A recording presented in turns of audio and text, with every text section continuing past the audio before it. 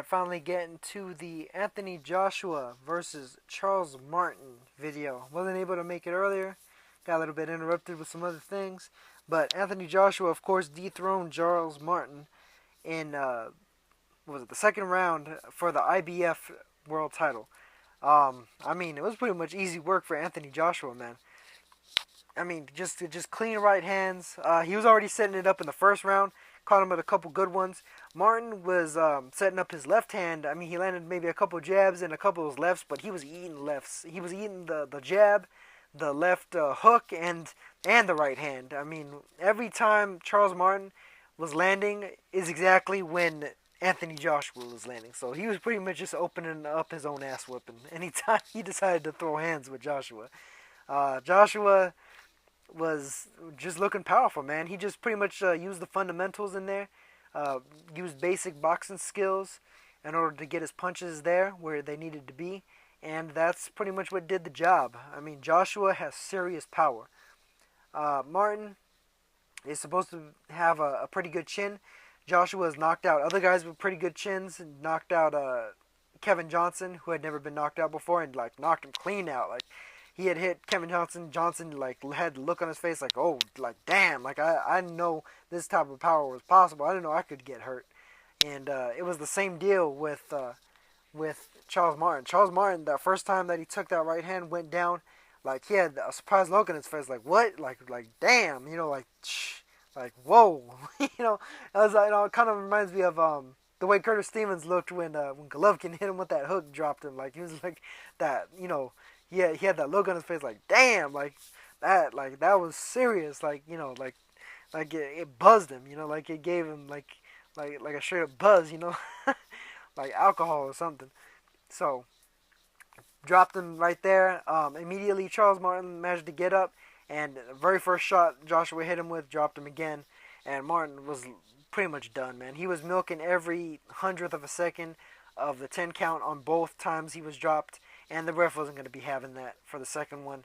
And, I mean, Martin just, he looked like he wasn't ready, man.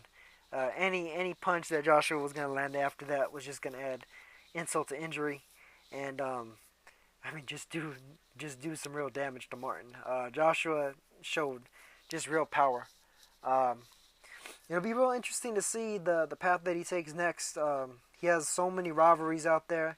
He's already a pretty big star in the UK, selling high pay-per-views. I know he did 400,000 plus for his fight with Dillian White, his amateur rival, and I'm sure he probably did even more for this fight with Martin. We'll see how the numbers come back, and I mean, we may see him versus David Haye in the future. I know David Hayes may actually wind up being on a collision course with Shannon Briggs, since Briggs is going to be on his undercard, so they may wind up fighting before a Joshua fight happens, or you never know. Joshua versus Haye, I think, would be a big ticket. I know Haye is a pretty big name in the UK, especially amongst a lot of the casuals. There's also, I mean, Tyson Fury, of course, like probably a bit further into the future, because Fury's got business with Klitschko. He's got that mandatory rematch that he's got to take on. And then, of course, Deontay Wilder has his hands full with Alexander Povetkin coming up here in Russia. That'll be a really interesting fight, depending on how that goes down. It'd be great to see Joshua versus the winner of that. Especially if it's Deontay Wilder, man, that's don't blink stuff right there. That's don't blink written all over it, because both of those guys have huge power. Huge power. Another guy that's out there potentially would be Luis Ortiz, the interim WBA champion. I'm not sure what the WBA is doing with regard to their whole super regular interim unification thing. Not sure what's going on with that. Joseph Parker's been trying to get a shot at some of these guys too. You never know when he might pop up against one of them. And then, I mean, there's plenty of other fighters that he could fight. In the meantime, though, I'm sure they're probably gonna still try to build him, because in spite of the fact that Joshua has a title now, I mean, in terms of relative experience, he still doesn't quite have as much as some of these guys that he's being prospected against in terms of fights. So maybe get him in there with a Pulev. Maybe if Glaskov heals up, get him in there with him. maybe if you want to keep him on the PBC circuit, him versus Dominic Brazil be a great fight. Him versus Gerald Washington, as long as Washington beats Eddie Chambers coming up, would be a great fight. And I mean, there's other fights out there for him. We'll see how it goes. And I mean, Joshua has a pretty bright future ahead of him, especially in terms of money. Man, he's already making big dollars in the division. You know, he's burst onto the scene and he's already in the money. And heavyweights is the money division. You know, so once you get past a certain level, I mean, you're making life changing stuff with a lot more ease than a lot of the other divisions. So that's very good for Joshua's sake. Hey, maybe get him against Brian Jennings. Maybe do a comparison fight compared to how Luis Ortiz. I think that would be a pretty good one too. Of course, him versus Ortiz, maybe a little bit further into the future, be an excellent fight. Very, very good fight to see those guys mix it up. Joshua versus anybody is going to be a lot of fun. He's going to bring a lot of fans because he's got that X factor. He's got that can't miss power. He's got that stuff that where, you know, don't blink. Don't blink. You know, as soon as he lands a punch, the fight could be over.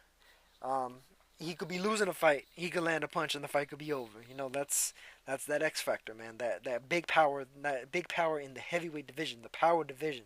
So it'll be interesting to see how Joshua progresses. Very fun fighter to watch, and I think we're gonna get a lot of fun from him in the future. So props to Anthony Joshua, new IBF champion, and we'll see how he progresses from here. I definitely want to see him against the likes of Wilder, Ortiz, and Fury as soon as those fights could possibly be made. I mean, the way I see it is, shoot, if you have a title, you should be ready to and willing to fight your fellow title holders, regardless of, you know, experience level or whatever. You know, whatever it is, just, you know, go for the gusto, man. You're in boxing you're in boxing to make money. You're also in boxing to make history, and with history comes money. With money comes history. I mean, that's all, and especially in the heavyweight division. I mean, it's very, very, very much hand in hand. So, I'm very anxious to see what Joshua does next, and that's it.